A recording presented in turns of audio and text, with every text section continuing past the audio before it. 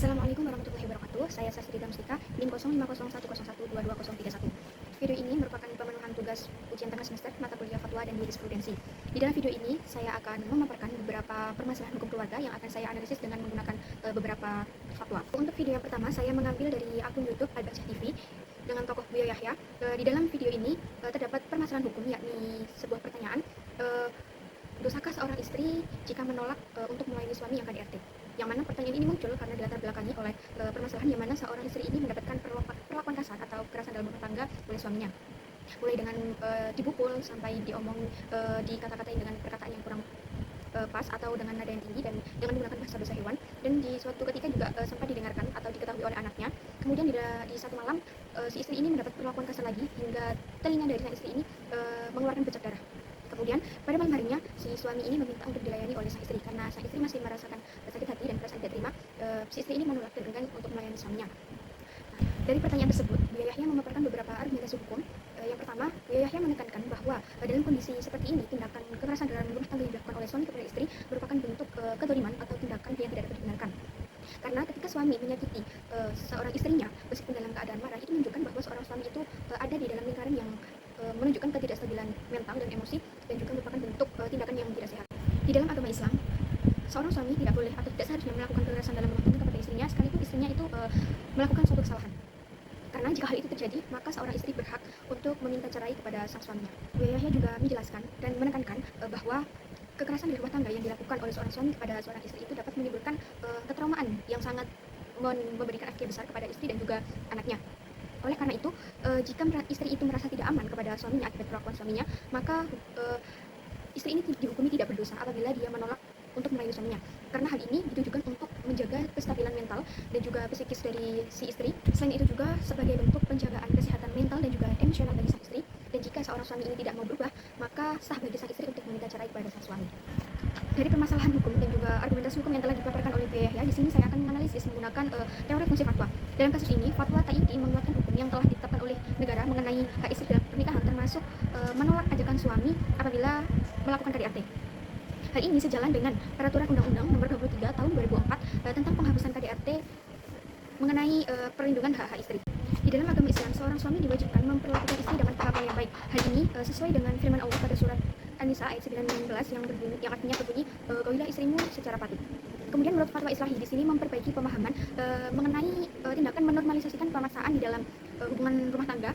Ini menekankan bahwa hubungan rumah tangga itu harus didasari oleh kasih sayang dan juga kerelaan. Jika dilihat dari fatwa Tashihi, yakni mengoreksi kekeliruan mengenai statement bahwa istri wajib melayani suami meskipun dalam keadaan tidak aman. Padahal di dalam fikih Islam, seorang istri hubungan suami istri itu merupakan hak bersama, bukan semata-mata sekedar kewajiban istri kepada suami. Kemudian jika dilihat dari fatwa Insyai, yang mana di sini memunculkan hukum baru dengan menganjurkan adanya layanan perlindungan kepada istri yang mengalami KDRT dalam ranah syariat.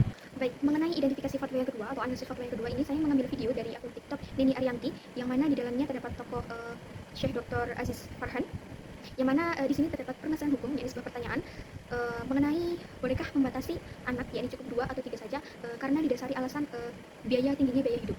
Dalam permasalahan ini, argumentasi hukum yang disampaikan oleh Syekh Dr. Aziz Farhan, beliau menyampaikan bahwa jika yang digarisbawahi yakni memberikan jarak kelahiran itu diperbolehkan. Akan tetapi apabila membatasi kepemilikan anak hanya 2 atau saja, itu yang tidak diperbolehkan dan dihukumi haram.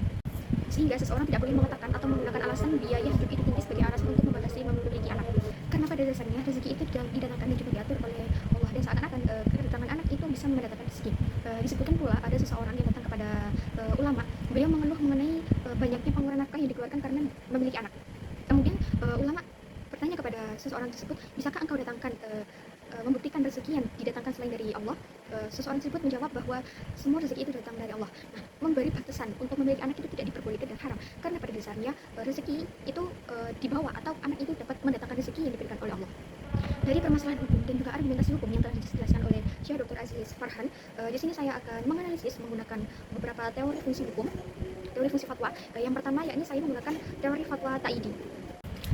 Dalam teori fatwa Taidi ini menguatkan atau penguatan hukum Islam dengan membatasi kelahiran anak secara permanen, seperti sterilisasi tanpa alasan darurat itu tidak diperbolehkan. Artinya membatasi dalam memiliki anak itu tidak diperbolehkan kecuali dengan alasan-alasan yang sangat-sangat darurat. Hal ini sesuai dengan firman Allah dalam surat Al-Isra ayat 31 yang berarti, dan janganlah kalian membunuh anak-anak kalian karena takut miskin, sesungguhnya kamilah yang memberi rezeki kepada mereka dan juga kepadamu. Jika dilihat dari fatwa Islahi yang berguna untuk menguatkan dan juga mengoreksi, fatwa ini berguna untuk memperbaiki kesalahpahaman mengenai statement bahwa kemiskinan itu merupakan alasan yang sah untuk pembatasan anak secara mutlak.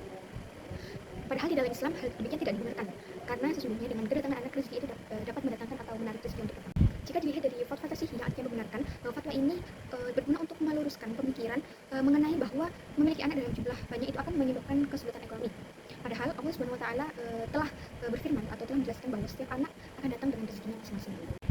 Kemudian saya menganalisis dengan menggunakan fatwa Insyai, yakni menganalisis yang mana di sini kita dapat memunculkan hukum baru atau membolehkan pembatasan anak apabila jika tidak dilakukan pembatasan anak akan menimbulkan kemadharatan secara medis atau akan membahayakan nyawa si ibu. Karena di dalam kaidah fikih telah dijelaskan keadaan darurat itu membolehkan sesuatu hal yang dilarang untuk dilakukan.